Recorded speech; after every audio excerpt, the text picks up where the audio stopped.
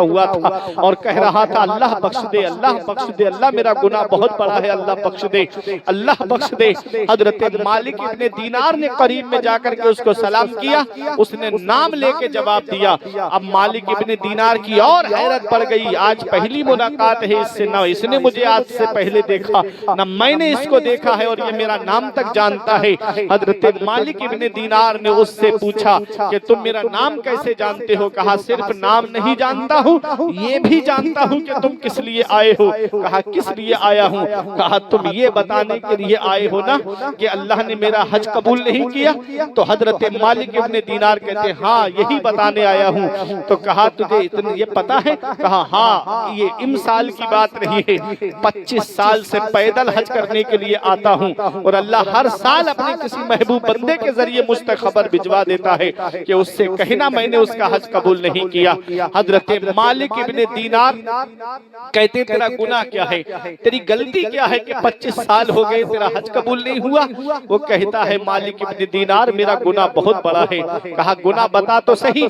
اس نے کہا میرا گناہ یہ ہے کہ رمضان شریف کا چاند نکل چکا تھا، لوگ مسجد میں تراویح کی نماز پڑھ رہے تھے، اور میرے دوست جو تھے وہ نیک نہیں تھے، پرہیزگار نہیں تھے، وہ متقی نہیں تھے، بلکہ وہ جواری اور شرابی تھے۔ ایک دن مجھ کو پکڑ کے شراب کی دکان کی طرف لے کے چلے گئے، میں نے بہت منع کیا، زبردستی شراب میرے منہ سے لگا دی۔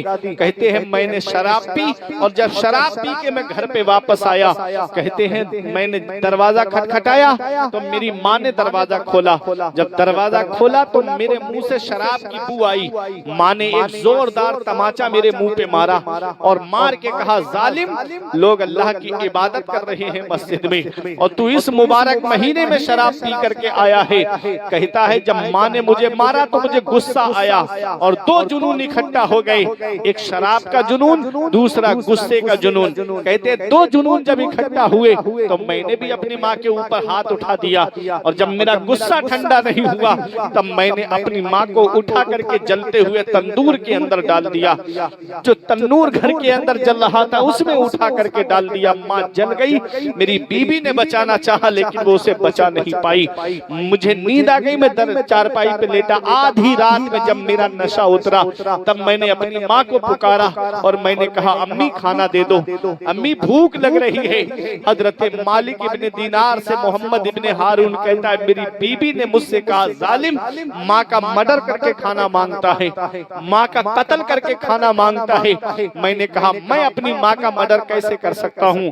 تو کہا کہ یہ دیکھ، کپڑا ہٹا کے دکھایا تو ماں جل چکی تھی۔ محمد ابن ہارون کہتا ہے میرا جو ہاتھ ماں کے اوپر اٹھا تھا میں نے اس ہاتھ کو کاٹ دیا۔ اس کے بعد میں نکل گیا، اور 25 سال سے یہ اس حال میں میری زندگی گزر رہی ہے کہ رات بھر اللہ کی عبادت